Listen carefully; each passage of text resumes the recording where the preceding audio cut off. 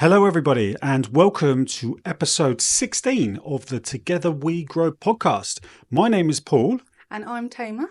And this is the podcast where we talk about our experiences of growing a home fragrance business here in the UK and then ultimately selling it. All of our struggles, all of our wins, everything that we did, which built a wonderfully successful business. And we teach you how to do it. We're from the Home Fragrance Academy. That's our new business. And you can go to homefragrance.academy to find out more about what we do. You can become a member. You can be coached by us. All of that good stuff. Head on over and you can have a look to see what we do. But this podcast is where we just talk random nonsense. Ramble on, and we hope to give you a few pointers of things along the way. Yeah, about our experience of things. And this week, we're actually going to go a little bit deep with some things, aren't we? This is all about navigating mental health as a business owner. Because I've had my issues in the past. We all have. Everyone does. I think everybody does because we're humans, aren't we, at the end of the day? Exactly. So we're going to talk through some of our learnings. I've made lots of notes and talk through maybe some of our experiences as well. And hopefully you can get some useful tips from it. And hopefully it sort of, resonates with you. And gives you a little bit of support. So shall we crack on with it? Let's do it. Let's dive straight into episode 16.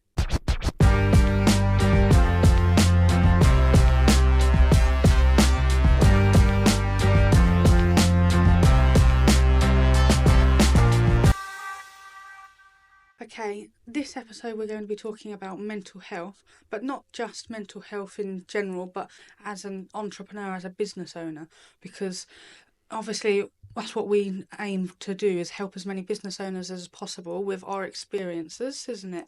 And just to talk about mental health and sort of offer some support, don't we? That's what we want to do in this episode. Yeah, exactly. And so that's what we're going to talk about different things like that. And I guess I've got some notes here, and I guess there's numerous sections that I've broken it up into, and we really need to talk about like the reality of what mental health is like as a business owner. Yeah, I think that's quite key, because you see a lot of things online where it's like, this is great, everybody can do it, it's fantastic, it's really easy to do, keep going, keep working, but that's not realistic, is it? It's very different to if you are employed by someone else. Very different. You almost have to, and I think this is what's seen in society as well as a business owner, is you kind of, for whatever reason, if you start your own business, you kind of have to have this new protective coat, which deflects any mental health issues away from you. That's what it feels like. Yeah, you're at the top, so you're the one that has to keep going. You're the one that has to keep battling through it. And it almost feels that society doesn't accept that you have a mental health issue. And yeah, that's right. And the problem is, as a business owner, you're wearing multiple hats. You're not employed by someone where you just focus on one job. You've got so many different things you need to do. You're focusing on all the jobs. You're making, especially if you're a solo entrepreneur, solopreneur, and you're starting your business on your own. You're making all of the products. You're making sure that they are the best products you can possibly do. But then you've got to market them to people. You've got to pack everything up. You're also a customer service. You've got to be expert at customer service. You've then got to be an expert accountant. Well, you haven't, but it feels like it. You've got to really understand. You've got to be a business analyst. You've got to understand where your business is going. You've got to understand all of this stuff that you've got to do. So you think that from that point of view, you've got a massive company that have got like 40 employees, for instance. You've got to do every single one of those jobs as a solopreneur, don't you? Yeah, you have. And there's a lot of pressure there because you have to get them. You have to do them all to your best of your ability. And the problem is, if you are unsure about something, that's going to niggle away. It's going to niggle away at you. And if you think you're doing something right, but actually you're not, it's only going to come back and bite you. You haven't got a protective layer there. And I think that there's a lot of pressure there, even from the most basic, smallest business that's only just started and maybe getting a couple of orders a week, something like that. There's still a lot of pressure there because you need to grow it. You need to grow it into something profitable.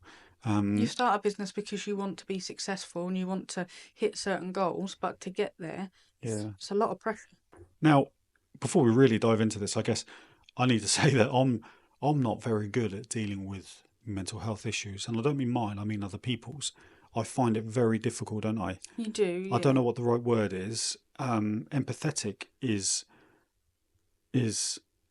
I guess it is the word, but it's not intentional, because I do, especially other business owners, because I understand the situation they're in, but I find it difficult to talk to them about issues. Whereas you're Yeah. very good at this, and other people are. So I guess this might work quite well, this hmm conversation, mightn't it?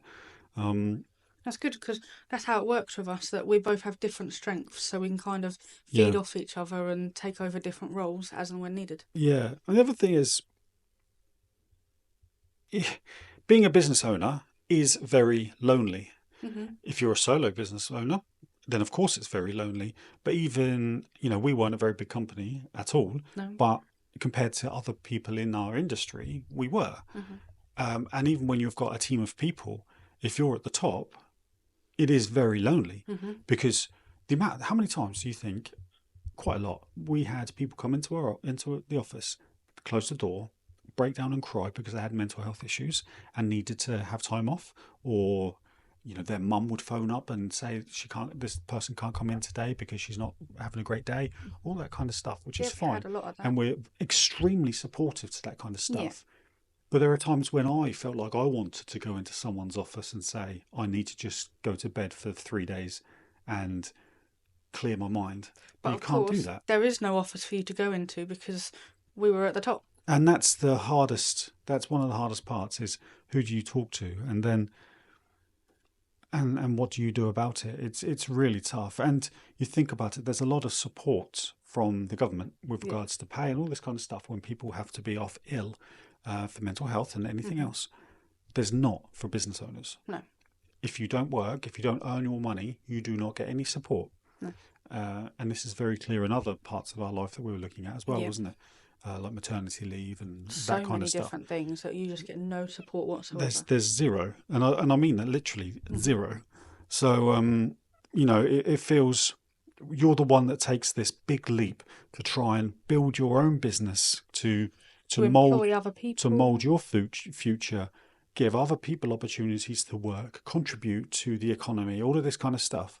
But if you have any issues, any health issues, there's no support for you. And this is something that I think people that are listening to this need to understand as well, is you do have to, and some of the stuff I might say might not be politically correct, but you do have to have a thick skin. Yeah. You do. A lot of this stuff, it's really hard. There's hardly anyone for you to talk to, hmm and you have to deal with it. You have to get through it. It's really, really tough. But we've been there, we've done it, we've got hmm our own stories and all this kind of stuff. And that's what we want to do at the Home Fragrance Academy, certainly in our Facebook group, but also one to one, is we want to help these people and support them, don't we? So We do. we wish that there was a support network there for For us when we started. yeah, and there wasn't. No. So hopefully we're going to do that. And one of the other thing as well that really got me hard, even when we were going through our best periods, best times, is there's always that fear of failure, hmm or there's that imposter syndrome.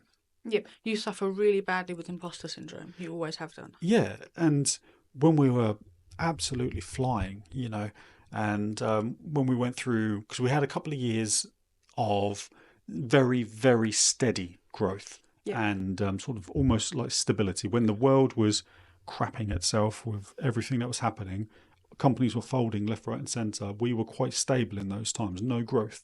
I think that sort of shows how good of a job we did actually Yeah. in building the But business. keeping it stable during that uncertain time. But the years before that, when we were absolutely flying, and us personally, we were paying off our debts, we were doing all this Yeah. good stuff. We were actually like really reaping the rewards from having this business that we built. We were seeing positive things from everything that we'd already done. Yeah, even from that, and the company was in a wonderful position.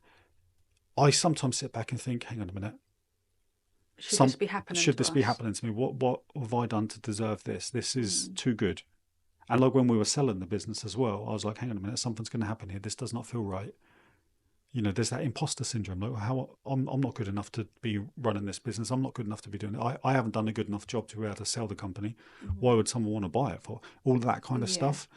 And the fear of failure. I mean, that was an everyday thing, wasn't it? Yeah. I think the fear of failure for us only got bigger because as our team grew, because the pressure of you're not just having to pay our own mortgage. You think about it from, because we're very team orientated, weren't we, all the way through? We think about it from, we've got X amount of team members that we're paying their mortgage, we're Yeah. feeding their children. That's the pressure that you feel, isn't it? And sometimes it's hard if something doesn't go quite right, or a launch doesn't go as well as you'd hoped, or you're not hit your sale target as quickly as you'd wanted to during the day. Yeah. That pressure just sort of like pushes further down on your shoulders, doesn't it? That's right. And that leads me on to the other point, which is like the impact of financial uncertainty. These are all realities of being a business owner. These are all things that people should face. And we don't want to say these things to put you off at all. No. But you need to understand them to know how you're going to cope with it Well, as you go through your own business. Yeah. The impact of financial uncertainty is huge because it keeps because that was the thing I took on, wasn't it? Yeah. It kept me up all night. I'd be running spreadsheets and running different things to see what happens if we sold this amount, if we earned this amount, what does our money look like? I knew almost to the pound exactly how much we needed to earn to break even, all of that kind of stuff. So, and I think it's important to do. But there are going to be months, and there was months for us where you're miles off it, and then you're like, oh my god, what am I going to do? I actually don't know what to do. And then that's when you go into a spinning, like, let's do a quick sale, something like that, or let's launch something new, or whatever it is. And it's really, really tough, that the sort of the financial uncertainty, and that's where you can feel even more lonely, because there is nobody else on that level. There was just the two of us. There was nobody else on that level to talk about that with. Yeah, exactly. And you have family who say, "Oh, I can lend you I can lend you some money for that," and then the money they can lend doesn't even scrape the sides, does it? No. Which is it's really lovely to have wonderful that of them to do that, of course. But and that was hard. And I think this is the thing. This is what I'm talking about here is all of the reality of mental health in being a business owner. It's hard. It's very, very bloody hard. So many people give up because it's so hard. Yeah. So if you can push through it, and if you can build that network around you, and you can build a business which is financially stable, low outgoings, and you're building that community, which we talk about all the time, building those retention rates, and you get through it, then you can have a wonderful life. But these certain elements that we've just spoken about will never leave you. No. Even when we were doing 7 figures and we're doing 150, 200,000 pounds a month, that does not leave you. You'll constantly have that feeling. And because you think, okay, something's going to go wrong. What are we going to do next month? Exactly. So, but there's different problems in it. There's always problems, and there's always worries that you have. Just sometimes they're on different scales. Sometimes you're worrying about how you're going to get all this work done. Sometimes you're worrying where you're going to get the next order from. That's all those things you need to navigate. Yeah. And then I think, so that's like the reality of it. And then we can talk about like recognizing the warning signs of when you know that your mental health is taking a battering. There are going to be warning signs. And I think it's important to recognize what they are. What I'm going to do before you dive into there is I'm going to talk about my quote of the week, because this fits in very well with this section. So my quote of the week is, "It's okay to take a break. Resting doesn't mean quitting." So I think that ties in quite nicely with this section. That's about recognising when you do need a break, because even as a business owner, it's okay to take a break. It is, absolutely. And I think this is something I wish we would have known. Certainly in the early days, when you're employing people and stuff, it's different. But in the earlier days, when it's just us, and like if you're listening to this and it's just you, if you decide to take a break for a week and you can't get these orders out, or you can't restock something for a week, don't worry. That it's home fragrance products. It's not the end of the world. Just communicate it to your customers. Say to your customers, sorry, I'm taking a break. I'll process your order in 7 days' time. Put a banner on your website. And just completely get away from it sometimes. Sometimes that, well, I say sometimes, we've never done that. We'd never, in when we were running the home fragrance business, we never did that. But we probably should have done that. Probably should have done. And we've done that recently ourselves. And it's a wonderful thing. And I It think it's is. quite important. We did have times, especially in the early days when it was just the two of us. You were still working, well, yeah, it was mainly me. You were still working full time then, and I ended up getting very ill, didn't I? Because I just worked too hard, too many hours, trying to fit too much in. Yeah. And then I ended up having to go to hospital, didn't I? Yeah. And that's burnout. That's Complete the first burnout. point, which was, Yeah. wasn't it? It was up early and it was constantly at it. I mean, it was, hmm I think, in those, and you have to do what you have to do. We're not Yeah. complaining about this. Of course not. No. You have to do what you have to do. And if you're not prepared to do it, you might not get to where you want to be in life. Yeah. And it was, I think it was about 4 a.m. I used to get up and in our kitchen, pour a round of wax melts. I used to go to work. Then you'd get up. Pour another round of wax Those wax melts. melts had all set, so you can deal with those, pour them. And, we had our dispatch and storage somewhere else. So you'd go there and blah, blah, blah, blah, blah. And then when we get home, it'd be the same thing again. It would go on until 10, 11 o'clock at night. And then we go to bed, wake up. And that constantly, every day, every single day, takes its toll. It's all good because that means we're doing okay and we're building something. So that's fine. But it still doesn't stop the whole burnout situation. No. And yeah, you did have to go to hospital, didn't you? And that wasn't, that was, you had to have some time out, didn't you? I did. Yeah, so I ended up spending about half a week just laid on the armchair under a blanket. Well, you took over. You took the rest of the week off work, didn't you? Yeah, exactly. And I think that's it. Is that burnout when you're, and that's quite an extreme version of it. Yeah. But then, when you are working and you feel incredibly busy, but you're not really getting things done. You're doing a little bit here, a little bit there. You're rushing around doing stuff, but you're not really making progress. That can burn you out. And in my experience, burnout was waking up 24/7. You're thinking about the business, of course, and all of the issues and worries. And when you wake up and you're getting ready in the mornings, you feel like you've already done a full day's work because you're mentally and physically. And you get to work and your mind is just not on it. And you're when people are talking to you, you're not really listening. Your mind is elsewhere. That is a good sign of to me anyway, of what it was like. You'd hit like a wall almost, wouldn't you? So it could get to like 10 o'clock in the morning and you've been really productive all morning, but then you're absolutely zonked out and you could do with a nap almost. But it's 10 o'clock. Yeah. And obviously at this point we'd already done quite a chunk of work, hadn't we? Quite a few hours. But it was almost like you get so much done in the morning and then it's just like, oh, I'm about to flake out. Yeah. Yeah, because exactly. you'd been up so late in the night and early hours of the morning and all the stress and everything. That's how it kind of hit you, didn't it? Yeah, it did. Yeah. And every thought in your mind was negative. Yeah. Was negative. You kind of get in that spiral, don't you? And it's hard to get off it. It just keeps going round and round. And you get to a point where one of the team members would come in with a great bit of news. So it could be that we've got a new stockist or we've got a new inquiry for a private label project. And instead of thinking, oh, wonderful, that is fantastic, my first thought would be something negative. Oh, I don't know if we can do that. Or will they take all of our stock? Oh, dear.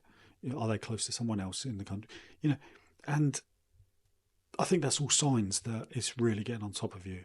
And that happened to me a lot, actually. And being very snappy towards you and team members as well. I remember doing that. And it's at that point where I'm like, hang on a minute, if you remember, there was one time where Willow was laying in her bed and I just got a cup of tea and I just sat in her bed for about an hour with her. Yeah, you did. It was a big bed. Yeah, it was a very big bed. Just sat in her bed with my back against the wall and I just sat there for about an hour. That was in the loading bay, weren't it? Just looking outside of the two of you laying there. Stuff like that I used to do. Or I'd take her for a walk down to the river and just sit on a bench. And I don't think I was ever thinking about anything. I was just like looking at the geese and just looking. Just getting away from stuff. That was big. It's important sometimes to just take a step back. And when we've done it in the past and we have gone away for the weekend or something like that, so we wouldn't have been at the office or anything like that normally, so we'd go away for the weekend, and it's surprising when you go to a different environment and you do something completely unusual to what you normally do, how much better you feel, but also how much work you can get done while you're there. Yeah, well, obviously we've got a little touring caravan. We used to go away in that often, only for, like I say, even if it might even be a Friday night and Saturday night, come back Sunday. Yeah. But you're right. We'd still take our laptops and we'd still be working first thing in the morning and stuff. But then we'd go for walks in the afternoon. You're in a different environment. You're away from work. It feels like you're on holiday, but we would come up with our best ideas, wouldn't Yeah. we? How many times did we sit there with my mum and dad outside our caravans, a notebook, or took scent testers, and we'd be spreading them around each other, sniffing them, and having practically a business meeting in the middle of campsite. Yeah, And we we got did. so much done and planned So so much. that's it. I think that's worth doing then, actually. And that's what that really did used to help us, actually, was just getting away for a couple of nights. Still, still do some work. In fact, Yeah. you could have it as a work retreat. So Yeah, that's a good you're idea. working, as in you're doing admin or you're doing marketing or you're coming up with ideas or whatever it is, but it's just in a different location. That helped us. It really did. And because we had my parents there as well to bounce some ideas off, because Yeah. like they don't run their own business, they never have done before, so it's getting like a perspective of an actual buyer, Yeah. which was quite good, wasn't it? Yeah, it was. And I think one of the biggest warning signs that you need a break and something is not quite where it needs to be is the lack of motivation. Yeah. As a business owner, you start your business because you're incredibly motivated. That could be freedom, it could be financial, it could be both, it could be whatever it is for you.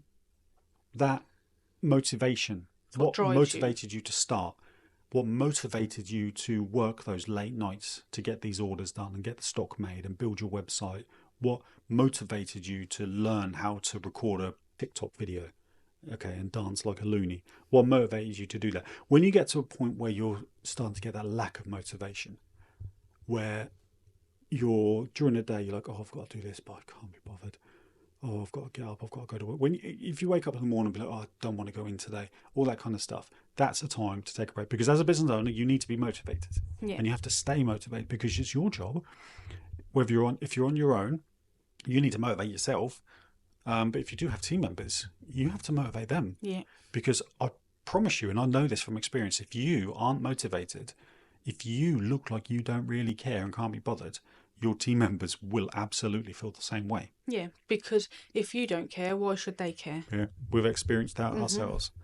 So yeah, they're sort of some of the warning signs that we picked up, I believe.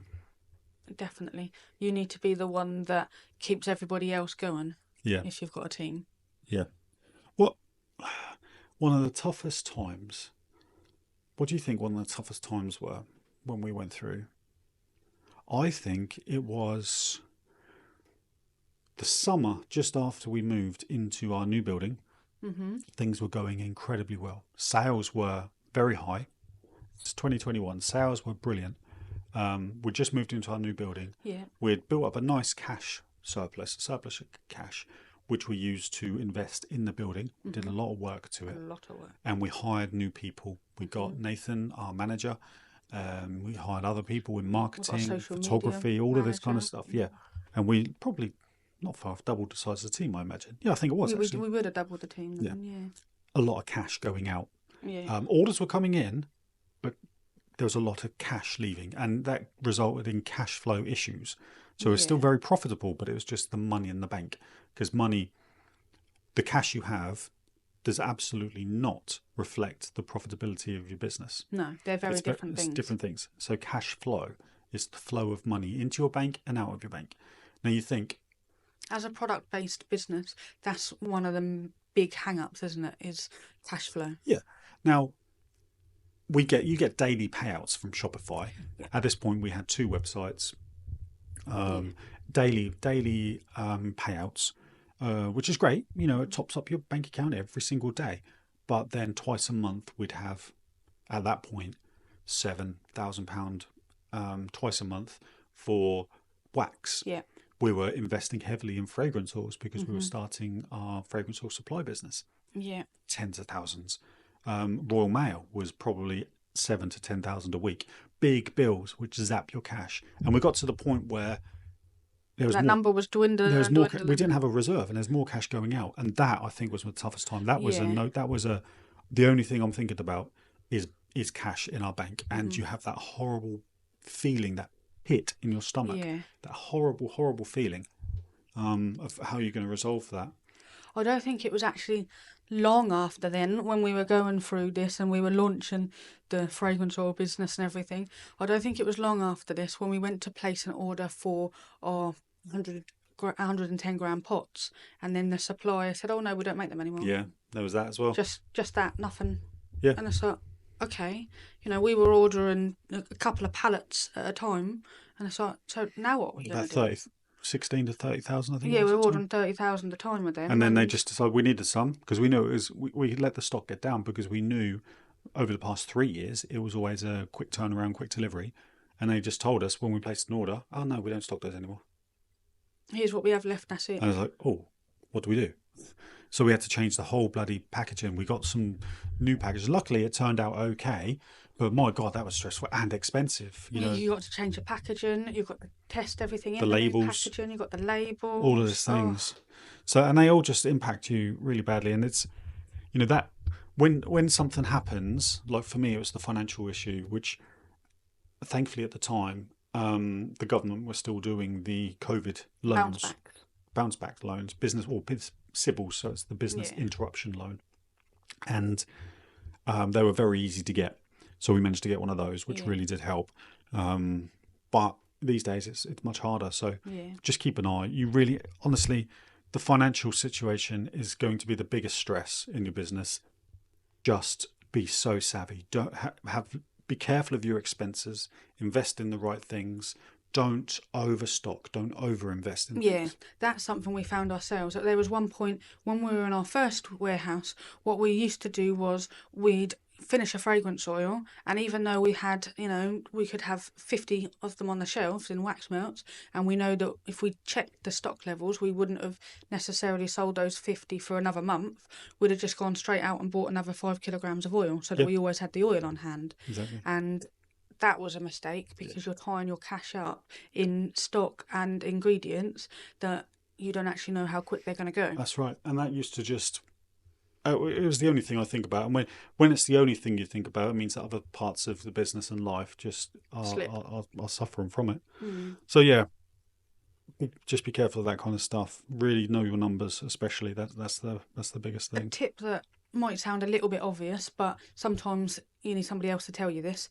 Print out your monthly bank statement, sit down, go through with a highlighter, anything you don't recognise, check, because we started doing this and we managed to cancel loads of things that we'd signed up for, like free trials and stuff, and then they start charging you and you don't necessarily notice it. Yeah. So you can go through, check everything, and just make sure that everything marries up with what you actually are using, and you can save hundreds of pounds doing that sometimes. Yeah, we did that, didn't we? Yeah. You think if it's £100 a month, that's £1,200 a year. That's a lot of money. And if that's straight to your bottom line, that's £1,200 of profit a year. Yeah, so then let's talk a little bit about some coping strategies. So these are all sort of things actually in hindsight, really, because if I'm going through a phase where I'm struggling mentally. He's difficult to approach. Yeah, but I'm better at it now, but when we had our business, our home fragrance business, it would be all consuming. I wouldn't think about trying to fix myself. I'll just be deeper and deeper and deeper into it. But now, looking back, I can see what I should have done, and I know what works for us now, and then what we're trying to do moving forward in our new life, our new business, and everything. So, firstly, it's like setting yourself some boundaries and knowing when to say no. This could be difficult. It is very difficult, but I think it's important. So this could be for opportunities, work opportunities. You don't have to take every opportunity that's presented to you. Sometimes it doesn't work out. If you're your own, if it's just you and you've got a shop approach you and says, "I want 1,000 candles, please," that might look wonderful on paper, but do you really want to do that? Just think about it. It's okay to say no. You haven't got to say yes to everything. It could be team members. You've got a busy week coming up. They want to have a few days off. Sorry, but no. Don't say yes to everything. These are all lessons that we've learned, aren't they? Yeah. It could be anything. What else is there? Any other sort of examples there of what to say no to? Kind of go with your gut a little bit. So we had clients that we worked with private label wise and wholesale wise, things like that, that we weren't quite sure, but we went with it, and it turns out we shouldn't have gone with it. Yeah, that's right. So listen to your gut a little bit, especially as you go through business and you get used to doing things and how your business runs. Yeah, It's okay that if you don't feel 100% comfortable, to step back and say, "Oh, I'll think about it." that's it. And prioritizing self-care without guilt and like time management techniques as well. So I think that's quite difficult because I think, especially we found it that we didn't. We felt like, why should we take some time off? Because we're the ones that own the business. yeah, we did. But that's what I'm saying. Now in hindsight, you look back at it. I think it really depends what you want from business as well. So if you are listening to this now and you want to build a big business, you want to employ people, all of this, then it's going to be very difficult. In my, people might agree or disagree with this, but in my experience and opinion, it's very difficult to prioritize your self care because Yeah. you have to care about the business more, you have to care about your team members more and growing it. And time management is important, but you'll be working flat out. Yeah. But you have to do the right thing, so you have to create your task sheets and all this kind of stuff and work through that. But if you just want to build something which either supplements your income or replaces your current income, you can do that on your own, working part-time hours. Yeah. You can, because that's what we're doing We now. do that now. Yeah. That one of the things that we did, or we decided to do fairly recently, actually, wasn't it? Just before Christmas, I think, was we want to travel a bit more around the UK, going abroad, all this kind of stuff, which we've never really done. No. And we decided that we are going to work somewhat part-time hours, didn't we? Yeah. We're building our new business now, which is the Home Fragrance Academy, and some marketing stuff as well. And we don't want to be flat out and busy. I've had a few meetings and we're starting to build some websites for people. We don't want too many. We know the numbers that we need to make to do the things that we want to do. And we've decided that We're going to stick to those we numbers. when we get up and we finish about midday. That may or may not seem realistic to some people, but set yourself some boundaries. You might say, I'm going to start, I've got a busy morning, I've got children, all this kind of stuff, I've got other things to do. I'm going to start work at 10 a.m. and I'm going to finish at 2 for the I'm school going to finish at 2, whatever. But in that time, you just make sure you are as productive as possible. Yeah. Get as much done in that time as you can that's productive. And if there's opportunities come along, which means that you need to extend that workday a little bit, feel free to say no to it if it doesn't fit with your life. That's what we're going to do. Yeah. If we get approached to build a massive website for someone and they need it in 3 weeks, I might say no to it if that was to happen. If that's going to hamper our life. But that's kind of, I think that's kind of the position that people should be in, isn't it? Yeah, we're kind of going down the solopreneur kind of. Yeah. We're not going to be hiring people. We're going to keep it very simple, streamlined, and just feed the lifestyle that we want to have. That's it. And I think, and you can do that as well. If you're listening to this, making home fragrance products, you haven't got to have 100 fragrances and 10 different products. You could just sell a beautiful looking, unique, things do need to be unique in this industry to really do well. Wax melt, have 10 fragrances in one shape, and you can be a success. Target a specific demographic, a specific audience, a niche that we talk about all the time, and then you can work part-time hours and earn whatever, work out how much you need to earn. You can do that. Yeah. You can absolutely do that. And I think people sometimes, when they start their business, they don't really know what they want to do. And that's fine, because you don't necessarily have to know straight away. No, but you don't, but I think people typically do know if they want to build something big or if they want to keep it quite small. And I think you should just take a bit more time at the beginning of your journey, or wherever you are, even if you whatever you're doing now as well, and just sit back and think, actually, what do I want to do here? Do I want it just to be me, keep it really simple, and have lots of time? Because for us at the moment, I know it's easy for people to sort of think we sold our business so we can do this and all that kind of stuff, but we still need to earn some money for the future. I've still got a mortgage to pay. Still got a mortgage to pay and all this kind of stuff. So we still need to earn that money. But I think where we're looking at stuff now is time is the most valuable asset. You hear Yeah. this all the time online, but actually I think it is. Yeah. And it's doing those things you want to do. Yeah. So we go for a walk in the afternoons, we'll do whatever. Sometimes we'll just sit in front of the TV. Sometimes Yeah. we'll go to the cafe around the corner or go for a drive. I think it's just important to really carve out that time.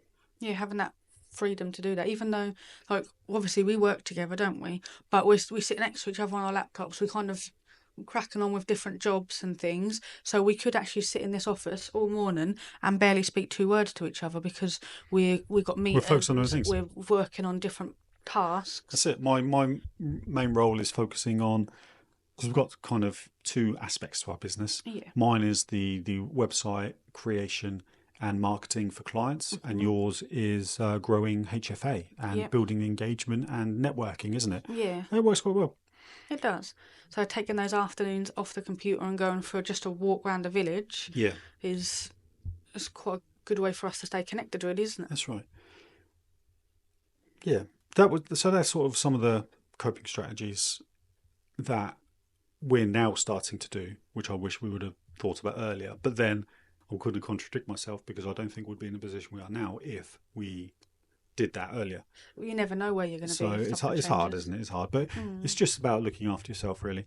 I think people are aware of that these days and good at it. I think the world's a lot more used to talking about mental health, especially since COVID and lockdowns and everything. It's more acceptable to talk about it, which I think is fantastic.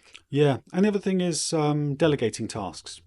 So we did a whole podcast about this before, and we talk about it quite a lot as well, is outsource some stuff. That's okay. You to can do that. hire a virtual assistant, a VA. Google it, you'll find them for £15 an hour, and you can just send them stuff. It could be your bookkeeping, it could be invoicing, it whatever. But you could it could be scheduling your social media if you don't want to do it yourself. Think of all of those tasks Your marketing, that you don't like doing can outsource that. or you're not very good at. Outsource it. Get a VA, work with someone to do some marketing for you, whatever it is, just so you are focusing on the things that you enjoy doing and more enjoy doing, but also are productive and are moving your business in the direction you want. So I think that's important as well.